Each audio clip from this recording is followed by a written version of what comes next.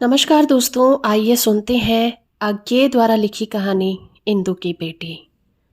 जब गाड़ी खचाखच लदी होने के कारण मानो कराहती हुई स्टेशन से निकली, तब रामपाल ने एक लंबी सांस लेकर अपना ध्यान उस प्राण ले लेने वाली गर्मी अपने पसीने से तर कपड़ों और साथ बैठे हुए नंगे बदन वाले गवार से शरीर की बू से हटाकर फिर अपने सामने बैठी हुई अपनी पत्नी की ओर लगाया और उसकी पुरानी कुठिन फिर जाग उठी। रामलाल की शादी हुए 2 बरस हो चले हैं। 2 बरस में शादी का नयापन पुराना हो जाता है। तब गृहस्थ का सुख नएपन के अलावा जो दूसरी चीजें होती हैं उन्हीं पर निर्भर करता है। मातृत्व या पितृत्व की भावना, समान रुचियां, इकट्ठे बिताए हुए दिनों की स्मृतियां, एक दूसरे को पहुंचाए गए सुख क्लेश की छाप, नयापन मिट जाने के बाद ये और ऐसी चीजें ही ईंटें होती हैं जिनसे गृहस्थी की भीत खड़ी होती है। और रामलाल के जीवन में ये सब जैसे थे ही नहीं। उन्हें कोई संतान नहीं थी। जहाँ तक उसके दाम्पत्य जीवन के सुख दुख की उसे याद थी, वहाँ तक उसे यही दिखता था कि उन्होंने एक दूसरे को कुछ दिया है तो क्लेश ही दिया है। इससे आगे थोड़ी बहुत मामूली सहूलियत एक दूसरे के लिए पैदा हो गई है, लेकिन उसका शिथिल दिमाग उन चीज़ों को सुख करने को तैयार नहीं है। उदाहरणतया वो कमाकर कुछ लाता रहा है और स्त्री रोटी पकाकर देती रही है, कपड़े धोती रही है, झाड़ू लगाती रही है, चक्की भी पीसती रही है। क्या इन चीज़ों का नाम सुख है? क्या उसने शादी इसीलिए की थी कि एक मेहरी उसे मिल जाए और वह खुद एक दिन से दूसरा दिन कर ले, कि चख चख के बच जाए और बस? क्या उसने बीए तक इसीलिए पढ़ाई की थी कि हर महीने 20 एक रुपया कमाकर इसके आगे लाकर पटक दिया करें कि ले, इस कबाड़ खाने को संभाल और इस ढाबे को चलाता रख? इस गवार को अनपढ़ बेवकूफ़ औरत के आगे जो चक्की पीसने और झाड़ू लगाने से अधिक कुछ नहीं जानती और यह नहीं समझती कि एक पढ़े लिखे आदमी की भूख 2 वक्त की रोटी के अतिरिक्त कुछ और भी मांगती है। उसकी खीज एकाएक बढ़कर क्रोध बन गई। स्त्री की ओर से आंख हटाकर वो सोचने लगा, इसका यह नाम किसने रखा? इंदु। कैसा अच्छा नाम है। जाने किस बेवकूफ़ ने ये नाम देकर इसे डुबोया। और कुछ नहीं तो सुंदर ही होती, रंग ही कुछ ठीक होता। लेकिन जब ये पहले पहल मेरे घर आई थी तब तो मुझे इतनी बुरी नहीं लगती थी। क्यों मैंने इसे कहा था कि मैं अपने जीवन का सारा बोझ तुम्हें सौंपकर निश्चित हो जाऊंगा? कैसे कह पाया था कि जो कुछ जीवन मुझसे अकेले चलाए नहीं चलता, यह तुम्हारे साथ पाकर चल पाएगा? पर मैं तब इसे कब जानता था? मैं तो समझता था कि रामलाल ने फिर एक तीखी दृष्टि से इंदु की ओर देखा और फौरन आंखें हटा ली। तत्काल ही उसे लगा कि यह अच्छा हुआ कि इंदु ने वह दृष्टि नहीं देखी। उसने कुछ उस अहीर का सा भाव था जो मंडी से एक हट्टी कट्टी गाय खरीद कर लाए और घर आकर पाए कि वो दूध ही नहीं देती। तभी गाड़ी की चाल फिर धीमी हो गई। रामलाल अपने पड़ोसी गवार की ओर देखकर सोच ही रहा था कि कौन सी विभत्स गाली हर स्टेशन पर खड़ी हो जाने वाली इस मनहूस गाड़ी को दे, कि तभी उसकी स्त्री ने बाहर झांक कर कहा, स्टेशन आ गया है। रामलाल की कुंडन फिर भड़क उठी। भला यह भी कोई कहने की बात है? कोई गधा नहीं जानता कि स्टेशन आ रहा है। अब क्या यह भी सुनना होगा कि गाड़ी रुक गई? गार्ड ने सीटी दी, हरी झंडी हिल रही है, गाड़ी चल पड़ी। लेकिन मैं इस पर क्यों खींचता हूँ? इस बेचारी का दिमाग जहाँ तक जाएगा वहीं तक की बात वो करेगी ना।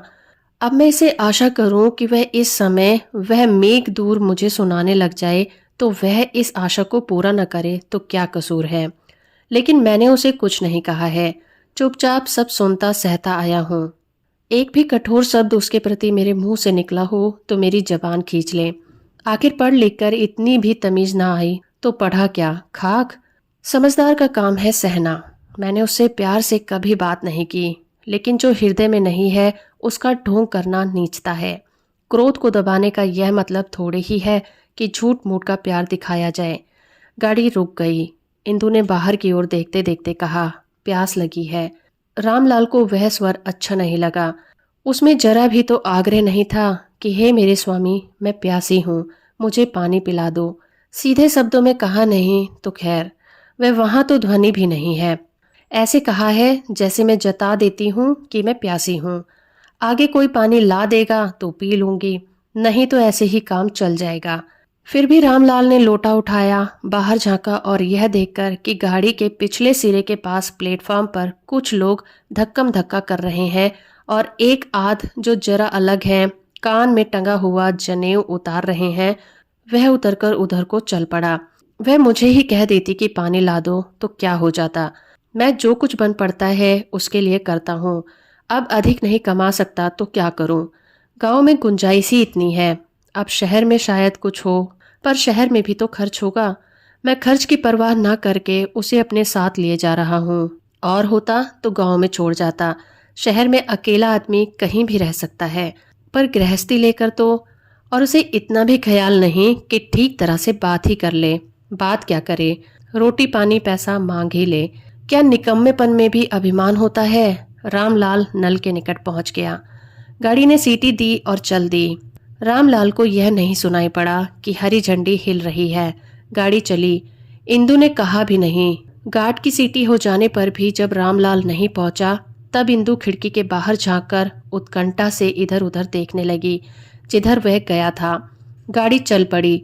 तब उसकी उत्कंठा घोर व्यग्रता में बदल गई। लेकिन तभी उसने देखा एक हाथ में लोटा थामे रामलाल दौड़ रहा है। वो अपने डब्बे तक तो नहीं पहुंच सकेगा, लेकिन पीछे के डब्बे में शायद बैठ गया। इंदु ने देखा कि रामलाल ने एक डिब्बे के दरवाजे पर आकर हैंडल पकड़ लिया है और उसी के सहारे दौड़ रहा है। लेकिन गाड़ी की गति तेज होने के कारण अभी चढ़ नहीं पाया है। कहीं वो रह गया। तब क्षण भर के लिए एक चित्र उसकी आंखों के आगे दौड़ गया। परदेश में वो अकेली, पास पैसा नहीं और उसे टिकट तलब किया जा रहा है और वह जानती नहीं कि पति को कैसे सूचित करे कि वो कहाँ है। लेकिन क्षण भर में ही वह डर का स्थान एक दूसरे डर ने ले लिया। कहीं वो तेज गाड़ी में सवार होने के लिए कूदे और वह डर उससे सहा नहीं गया।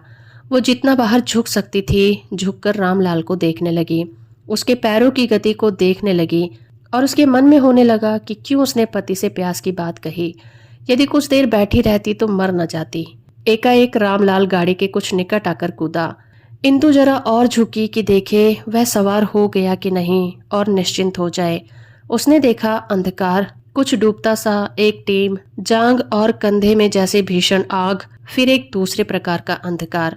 गाड़ी मानो विवश क्रोध से चिचियाती हुई रुकी कि अनुभूति से बंधे हुए इस शूद्र चेतन संसार की एक घटना के लिए किसी ने चेन खींचकर उस जड़, निरीह और इसीलिए अडिग शक्ति को क्यों रोक दिया है।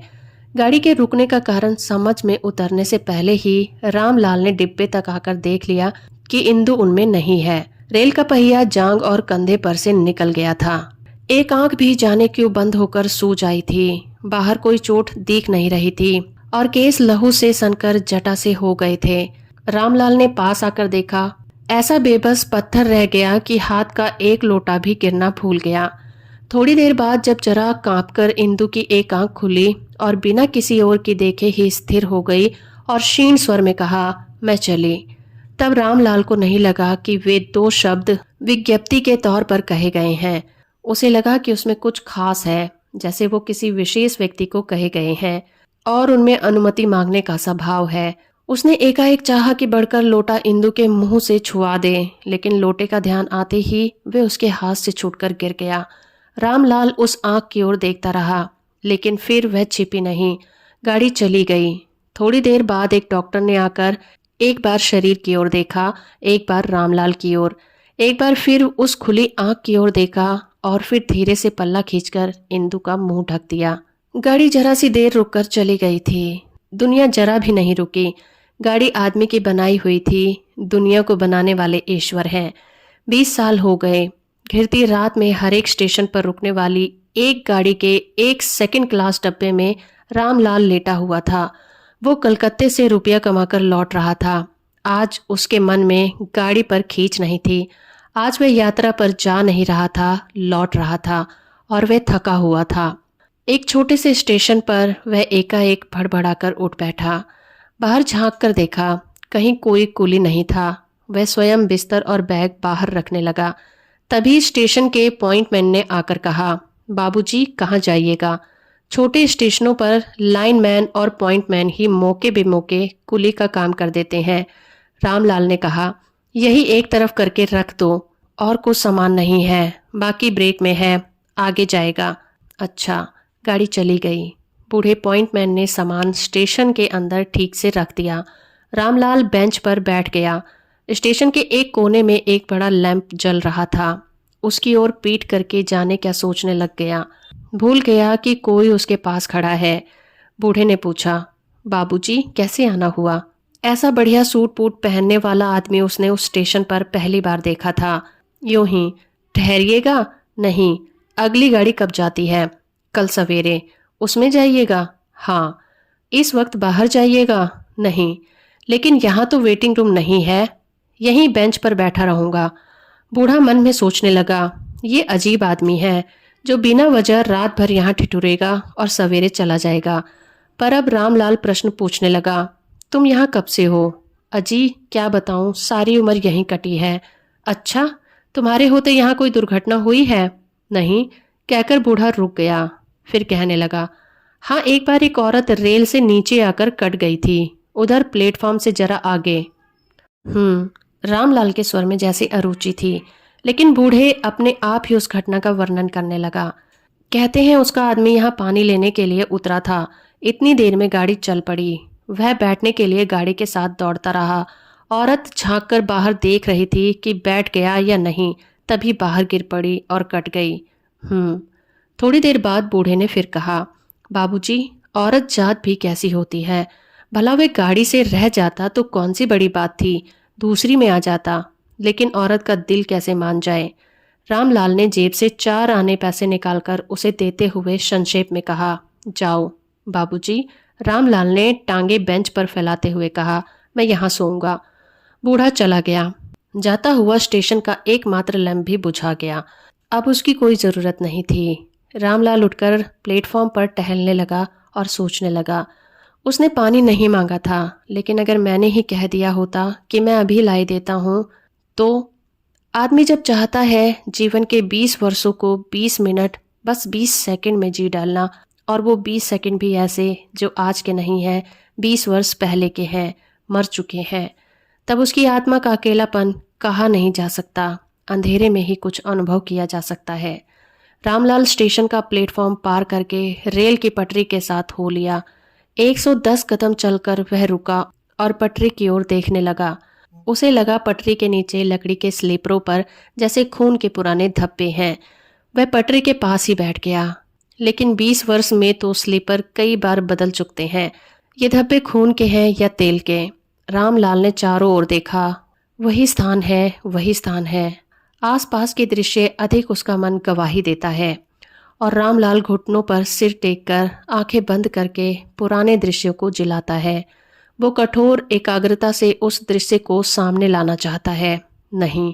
सामने आने से रोकना चाहता है, नहीं। वह कुछ भी नहीं चाहता। वह नहीं जानता कि वो क्या चाहता है या क्या नहीं चाहता। उसने अपने आप को एक प्रेत को समर्पित कर दिया है। जीवन में उसे खिंचे रहने का यही एक प्रायश्चित उसके पास है, और इस समय स्वयं मिट्टी होकर, स्वयं प्रेत होकर वह मानो उससे एक हो लेना चाहता है, उसे कुछ आदेश पा लेना चाहता है। जाने कितनी बार वो चौंकता है, सामने कहीं से रोने की आवाज़ आ रही है, एक औरत के रोने की। रामलाल उठकर चारों ओर देखता है, कहीं कुछ नहीं दिखाई देता। आवाज़ निरंतर आती है। रामलाल आवाज़ की ओर चल पड़ता है, जो स्टेशन से परे की ओर है। इंदु कभी रोई थी, उसे याद नहीं आता, लेकिन यह कौन है जो रो रहा है, और इस आवाज़ में यह कशिश क्यों है? कौन है? कोई उत्तर नहीं मिलता। 2-4 कदम चलकर रामलाल कोमल स्वर में पूछता है, कौन रोता है? रेल की पटरी के पास से कोई उठता है। रामलाल देखता है किसी गाढ़े रंग के आवरण में बिल्कुल लिपटी हुई एक स्त्री। उसे पास आता देखकर जल्दी से एक ओर चल देती है और क्षण भर में झुरमुट की ओट में चली जाती है। रामलाल पीछा भी करता है, लेकिन अंधकार में पीछा करना व्यर्थ है, कुछ दिखता ही नहीं। रामलाल पटरी की ओर लौटकर एक स्थान खोजता है जहां वो बैठी थी। क्या यहीं पर? नहीं, शायद थोड़ा और आगे। यहाँ पर? नहीं, थोड़ा और आगे। उसका पैर किसी गुदगुदी चीज से टकराता है। वह झुककर टटोलता है, एक कपड़े की पोटली है। बैठकर खोलने लगता है। पोटली चीख उठती है। कांपते हाथों से उठाकर वो देखता है पोटली में एक छोटा सा शिशु है जिसे उसने जगा दिया है। वह शिशु को गोद में लेकर थपथपाता हुआ स्टेशन लौट आता है और बेंच पर बैठ जाता है। घड़ी देखता है 3 बजे हैं। 5 बजे गाड़ी मिलेगी। अपने ओवरकोट में वह उस बच्चे को ढक देता है। 2 घंटे के लिए इतना प्रबंध काफी है। गाड़ी में बिस्तर खोला जा सकता है।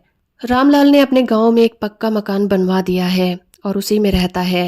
साथ रहती है वो पाई हुई शिशु कन्या जिसका नाम उसने इंदु कला रखा है, और उसकी आया जो दिन भर उसे गाड़ी में फिराया करती है। गांव के लोग कहते हैं कि रामलाल पागल है। पैसे वाले भी पागल होते हैं। और इंदु जहाँ जहाँ जाती है वे उंगली उठाकर कहते हैं, वह देखो पागल बूढ़े की बेटी। इसमें बड़ा गूढ़ व्यंग था। इसमें बड़ा गूढ़ व्यंग है क्योंकि वो जानते हैं कि बूढ़ा रामलाल किसी के पाप का बोझ ढो रहा है, लेकिन रामलाल को किसी की परवाह नहीं है। वो निर्द्वंद है। उसके हृदय में विश्वास है। वो खूब जानता है कि उसकी क्षमाशीलता इंदु ने स्वयं प्रकट होकर अपने स्नेहपूर्ण अनुकंपा के चिन्ह स्वरूप अपना अंश और प्रतिरूप वो बेटी उसे भेंट की थी। तो दोस्तों, अभी आप सुन रहे थे अज्ञे द्वारा लिखी कहानी इंदु की बेटी। उम्मीद करती हूँ मेरा ये प्रयास और ये कहानी आपको अच्छी लगी होगी। वीडियो को लाइक और चैनल को सब्सक्राइब करना बिल्कुल मत भूलिएगा।